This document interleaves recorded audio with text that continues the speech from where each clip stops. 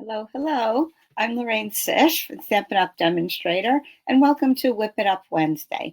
Whip It Up Wednesday is my series where I show you some simple cards that you can whip up really quickly when you have very little time, or you just want a very short project, or maybe you're making multiples of a lot of cards and you want your cards to be simple so that you can do them in bulk. So let's whip up another fun card for you today, keeping things really simple. Great cards can be made simply or with a lot of stuff. So either way, today we're going to keep it nice and simple. And we're going to be using one of my favorite bundles lately. This is what I'm featuring this week on all my videos. It's the Gallery Blooms, and the partner stamp set is Beautiful Motifs. So these come with dies, but we're just going to do the stamps because we're going to keep it simple today. We're going to use the coordinating DSP called Beautiful Gallery also. So I'm going to flip the camera and we will get started. Okay, so what you are going to need is, of course, the designer series paper that I mentioned called Beautiful Gallery. Comes with all these beautiful colors here, and each one is like a work of art. There are some that look like oil paintings, some that are more background, some are scenery, some are more botanical looking, and of course the back sides have these beautiful patterns and some more simple kind of colors to coordinate with the images on the front. This has such variety in this pack here. It's amazing all the things you can do with it. For our project today, whipping it up, you will need a sheet of 5.5 by 8.5 of colored cardstock that's going to coordinate with your designer paper, and we're going to score it at 2.5 and 6.5. So it's not a typical fold. It's going to be scored into 3 panels. So this is, I don't know if you can call it a fun fold, but it's not your typical fold anyway. It is going to make a little pocket so that you can put a note in there or a gift card. And then we need 2.5. 6.5 and 2.5 is our score lines. And we are going to fold. The big part is going to be on the top. Of course, the biggest panel's in the middle, but the second biggest is on the top, and the smaller one is on the bottom. That's going to make our pocket. Okay, then you also need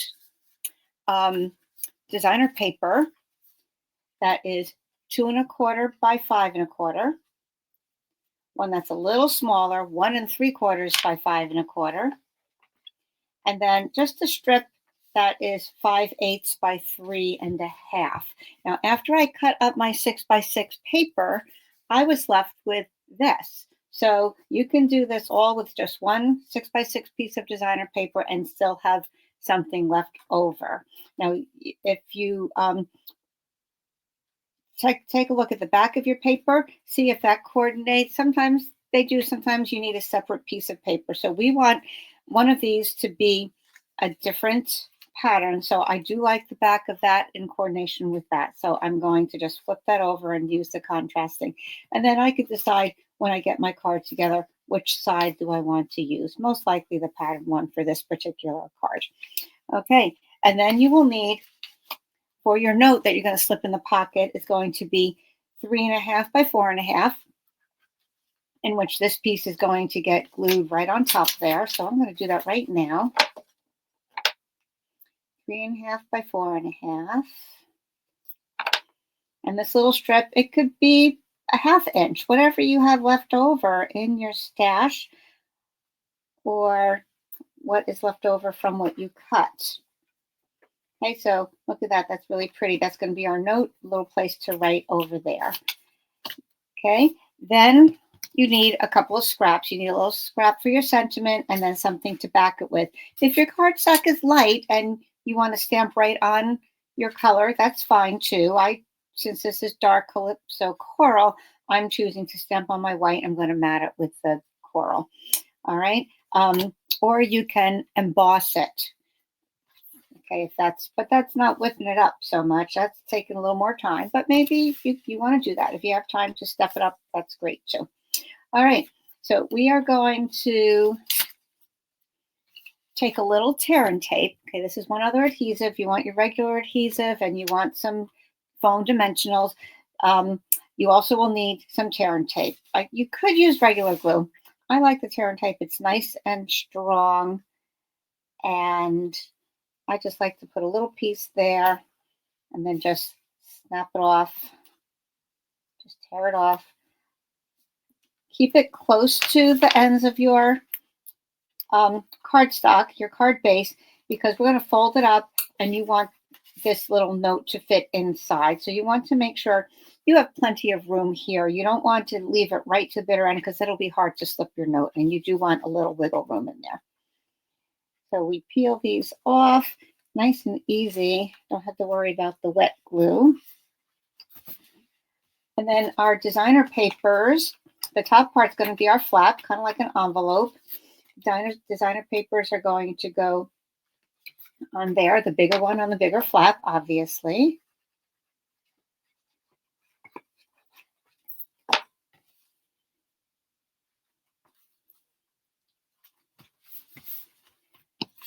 Okay, a contrasting and or coordinating piece for the bottom flap that we've already glued down into the pockets. Or if you like the same pattern, that's fine. Whatever works for you.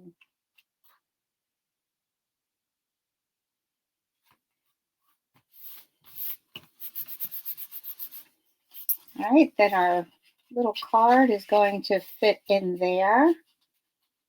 And I like that shows some contrast as well.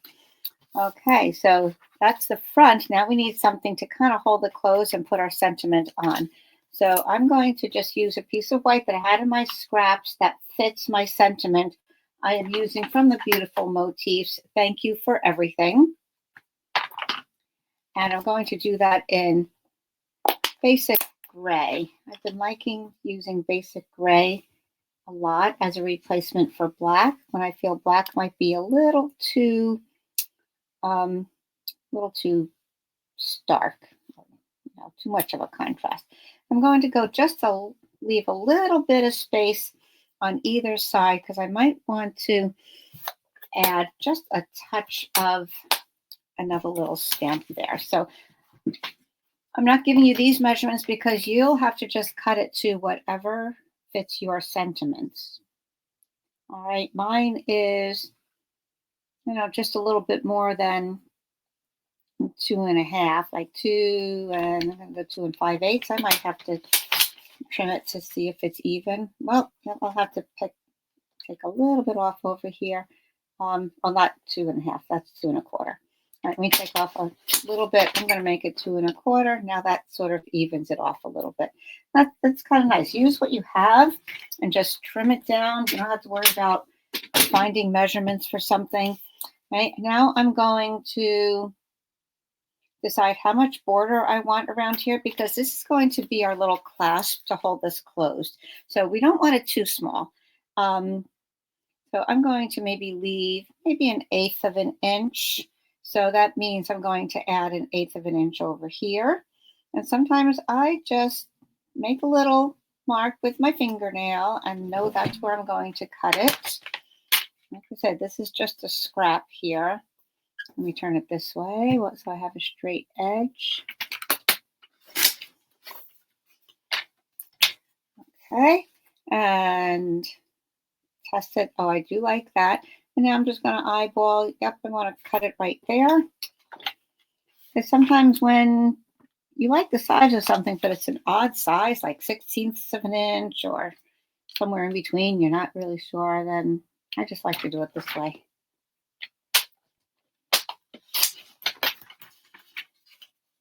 All right.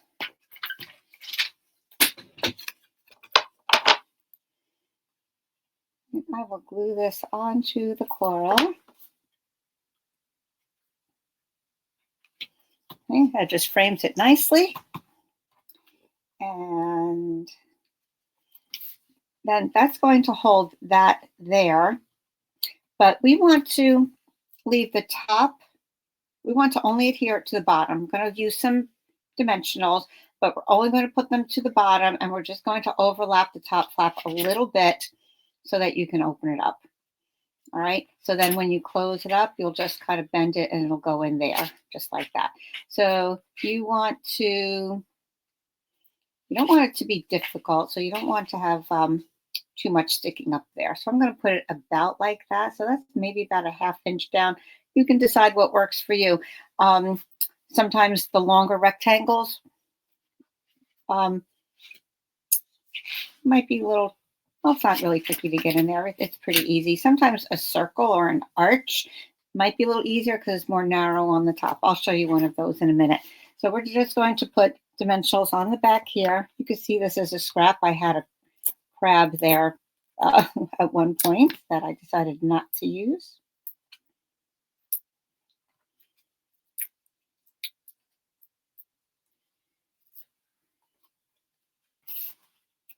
Okay, so just on the bottom, and then you want to overlap that just a little bit. I like to use my grid paper up here and help me center it.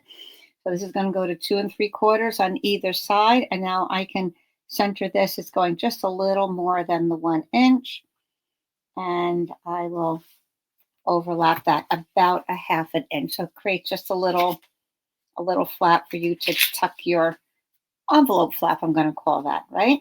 Now you can leave it just like that, or if you want to make it more fancy, you can, but this is just beautiful the way it is.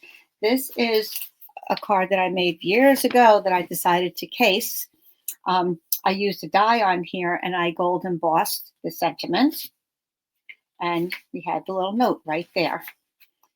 Okay, so this one is so old it's faded, but I've kept it as a model. And then I'm going to show you how to use just one other little, a different kind of designer paper from the same packet of the beautiful gallery. You can use the scenery, something like that, but you have to be a little bit more conscious of where you want to cut it to make it fit. So I've already scored this at my 6.5 and 2.5.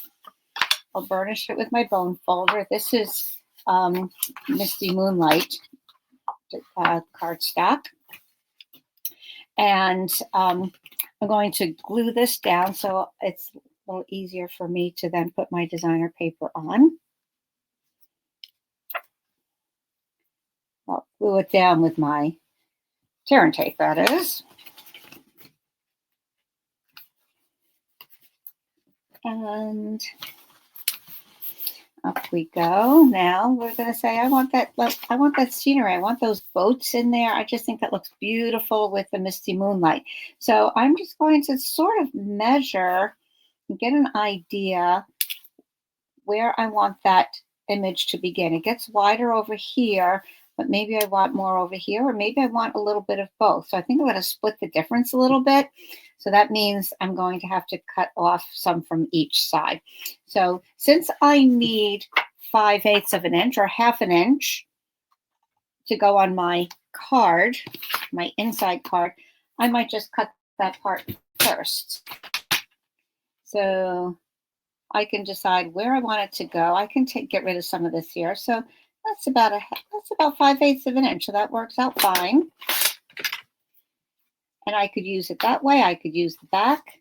And then I want 5 1/4 inches. So I'll cut the other side off before I decide how high or low I want to cut this. So I want to use the back, the wood part, for the lower. I could even do both here if I wanted to.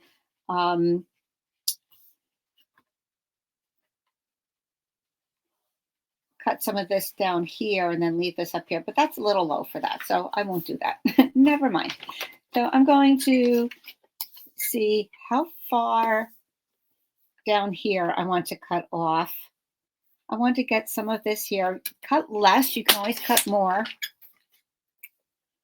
I think that looks nice. Now I need 2 1/4 high, so that would bring it to here. So I get some of the sky, some of the water, and some of the land there. So I think that would look nice.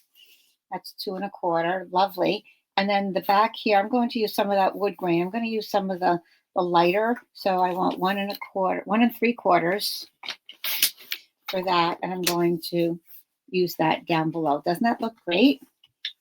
And I purposely chose the lighter rather than the darker part of that DSP. I just think it keeps it a little bright.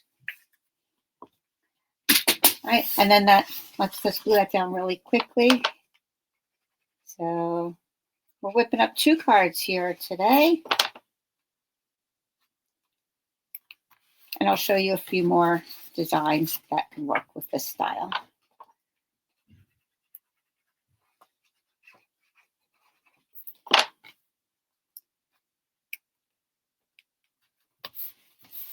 Okay, just like that.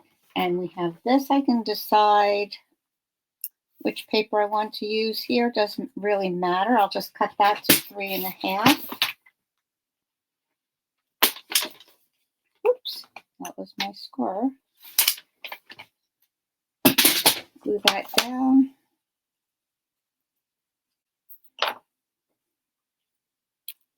Actually, that's upside down, isn't it? Not that anybody would really notice. But there we go. And that was just a little bit longer, so I'm just going to trim that off. And that's going inside. That looks nice. Love that contrast. And then we need something for the front. So I'm going to show you another option. Circle punches are great. This is my 1 7/8 inch circle punch I'm doing in the Misty Moonlight. And then I'm going to do one in basic beige. I'm going to stamp my sentiment on because there's basic beige in there.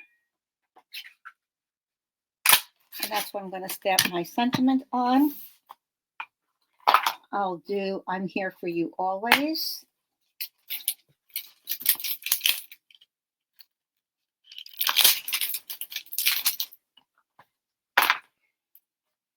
And I'm going to do that in early espresso, just to be darker than the pecan pie. And it'll show up, but it's not going to be black.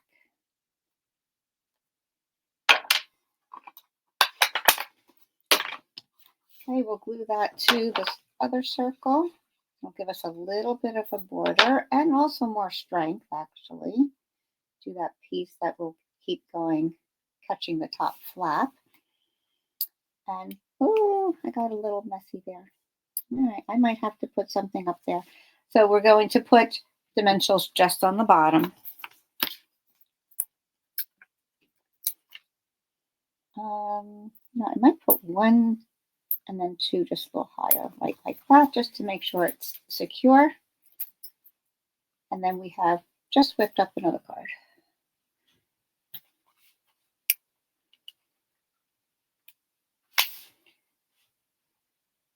Center it. Overlap that about 1/2 inch, and it goes in nice and easy. Just bend the card backward a little bit. So here we go. We have that one. We have the first one that we did. Right there. We had my original inspiration here. And then here are 2 more from that same beautiful gallery designer paper. And here's another one with a scenic looks for a more masculine look. So there you go. That's our Whip It Up Wednesday. I hope you enjoyed those quick and easy cards. And I hope you're inspired to make some yourself. They're great to put some gift cards in there if you like as well, but just for a quick little note. So see you next time. Thanks for joining in. Remember, this is a recorded video. This isn't live, so don't think that you missed joining me live today. Whip It Up Wednesday, I always pre-record, and I try to post on Wednesdays. So see you next time. Bye now.